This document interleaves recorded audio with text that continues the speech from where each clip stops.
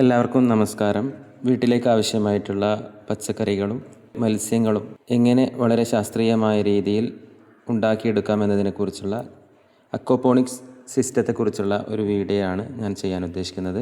Aquaponics എന്നത് അക്വാകൾച്ചറും അതേപോലെ hydroponics, അതായത് ജലകൃഷിയും മത്സ്യകൃഷിയും ഒന്നിച്ചിട്ടുള്ള ഒരു സംയോജിതമായിട്ടുള്ള ഒരു കൃഷി രീതിയാണ് അക്വാപോണിക്സ് എന്നുള്ളത്. മത്സ്യങ്ങളും ചെടികളും ഒന്നിനെ ഒന്ന് സഹായിക്കുന്ന രീതിയിലുള്ള സംവിധാനമാണ് ഇവിടെ ഉള്ളത്. ഇവിടെ മത്സ്യങ്ങൾ ഉപയോഗിക്കുന്ന അമോണിയ ബാക്ടീരിയ നൈട്രേറ്റ് ആക്കി മാറ്റിയിട്ട് ചെടികൾക്ക് വളമായി അത് പ്രവർത്തിക്കുന്ന ഒരു സംവിധാനമാണ്. അതേസമയം ചെടികൾ വെള്ളം ശുദ്ധീകരിക്കാൻ മത്സ്യങ്ങളെ സഹായിക്കുകയും ചെയ്യുന്നു. ഇതിന് വേണ്ടത് ഒരു മത്സ്യ ടാങ്കാണ്. അപ്പോൾ അതെങ്ങനെ തയ്യാറാക്കാമെന്നുള്ളത് ഞാൻ വിശദീകരിക്കാം.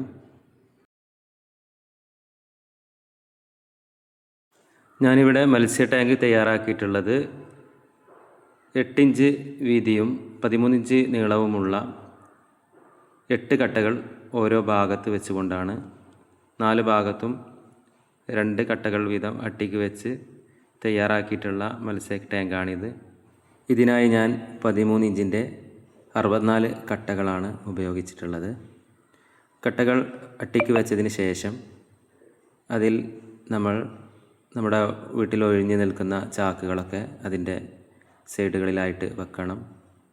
നമ്മൾ വിരിക്കുന്ന ടാർപ്പായിക്ക് ഓട്ടകൾ വരാതിരിക്കാനാണ് അങ്ങനെ ചെയ്യുന്നത്. വളരെ സുരക്ഷിതമായിട്ട് നമ്മുടെ ടാർപ്പായി വിരിക്കാൻ നമ്മൾ ശ്രദ്ധിക്കണം. വാട്ടർ ലെവലൊക്കെ കറക്റ്റ് ചെയ്യണം.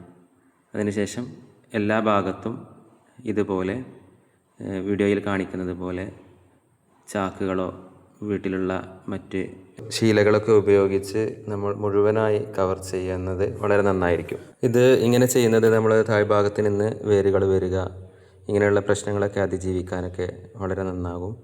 അതുകൊണ്ട് തന്നെ താഴെ ഞാൻ കാണിക്കുന്നത് പോലെ വീഡിയോയിൽ കാണിക്കുന്നത് പോലെ ശീലകളൊക്കെ വെച്ച് വളരെ വൃത്തിയാക്കിയതിന് ശേഷം മാത്രം നമ്മുടെ ഷീറ്റ് വിരിക്കേണ്ടതാണ്. ഞാനിവിടെ വാങ്ങിയിട്ടുള്ളത് 550 GSMൻ്റെ ടാർപോളിനാണ്. ഇതുപോലെയുള്ള ഫിഷ് ടാങ്കുകൾ നിർമ്മിക്കാൻ 550 GSMൻ്റെ ടാർപോളിനായിരിക്കും ഏറ്റവും നന്നാവുക. 300 മുതൽ 500, 550 വരെയുള്ള ടാർപോളിനുകളൊക്കെ ഇപ്പോൾ കടകളിൽ ലഭ്യമാണ്. അത്തരത്തിലുള്ള ടാർപോളിൻ മാത്രം ഉപയോഗിക്കുക. GSM കൂടിയാൽ കൂടുതൽ കാലാവധി നമുക്ക് ലഭിക്കുന്നതാണ്.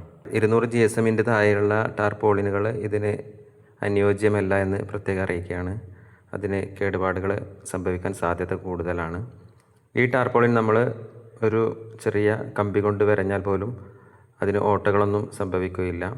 അപ്പോൾ ഒരു 10 വർഷമെങ്കിലും ഇത് ഈട് നിൽക്കുന്ന രീതിയിലുള്ള ടാർപോളിനുകളാണ് 550 GSMലുള്ള ടാർപോളിനുകളൊക്കെ. ടാർപോളിൻ വൃത്തിയായി വിരിച്ചതിന് ശേഷം നമ്മൾ അതിൻ്റെ മേലെ 6 ഇഞ്ച് ഹൈറ്റുള്ള കട്ടകൾ വെച്ചിട്ടുണ്ട്. ഇതിനായിട്ട് 30 കട്ടകളാണ് ആവശ്യമായിട്ട് വന്നിട്ടുള്ളത്.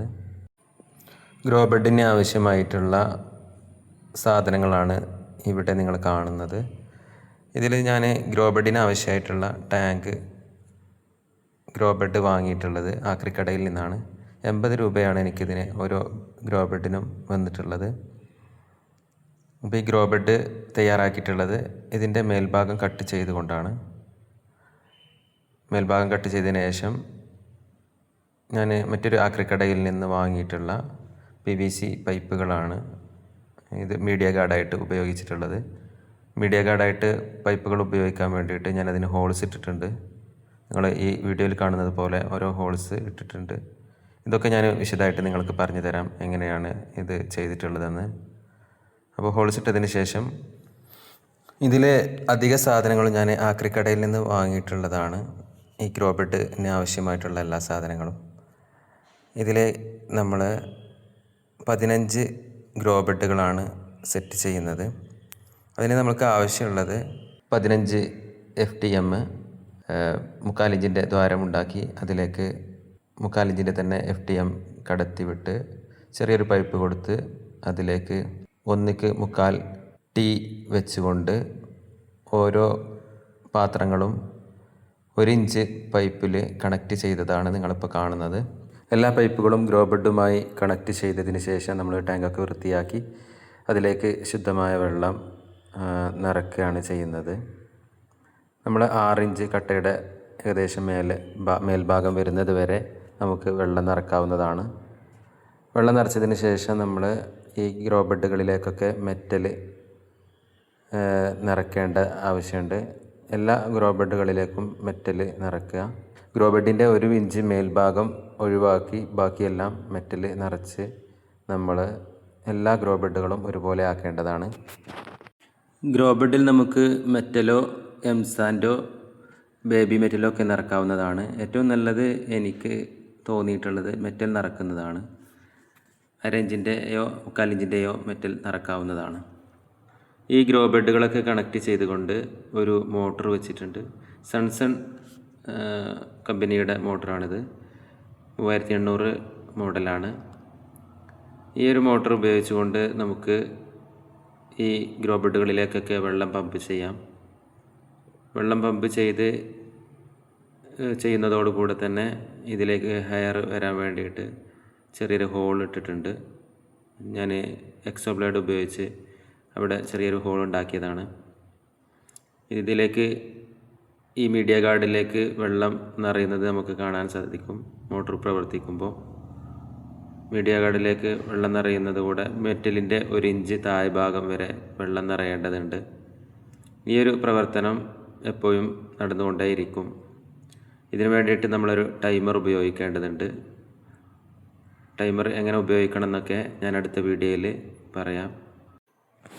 ടൈമർ ഇല്ലെങ്കിൽ സൈഫൺ ഉപയോഗിച്ചും ഈ ഒരു ടാങ്ക് പ്രവർത്തിപ്പിക്കാവുന്നതാണ്. സൈഫൺ എങ്ങനെ പ്രവർത്തിക്കുന്നു എന്നുള്ളതൊക്കെ അടുത്ത വീഡിയോയിൽ ഞാൻ ഷോർട്ട് വീഡിയോ ആയിട്ട് നൽകാം. നമ്മൾ ഇട്ടിരിക്കുന്ന മെറ്റലിൻ്റെ 1 ഇഞ്ച് താഴ് ഭാഗത്ത് വരെ വെള്ളം എത്തിയിരിക്കണം. ഇതാണ് ഇതിൻ്റെ സിസ്റ്റം. എല്ലാ ഗ്രോ ബെഡുകളിലേക്കും വെള്ളം എത്തുന്നുണ്ടോ എന്നുള്ളത് നമ്മൾ ശ്രദ്ധിക്കണം. ഇനി വെള്ളത്തിൻ്റെ ലെവൽ കുറച്ച് മേലോട്ട് വന്നിട്ടുണ്ടെങ്കിൽ മെറ്റലിട്ട് അത് ക്ലിയർ ചെയ്യാവുന്നതാണ്. ഞാനിട്ടതുപോലെ എല്ലാ ഗ്രോ ബെഡുകളും മെറ്റലിട്ടതിന് ശേഷം നമുക്കതിൽ മത്സ്യങ്ങളെ നിക്ഷേപിക്കാവുന്നതാണ്. ഇവിടെ ഞാൻ 30 തിലാപ്പി കുഞ്ഞുങ്ങളെയാണ് ഈ ഒരു ടാങ്കിൽ നിക്ഷേപിക്കുന്നത്.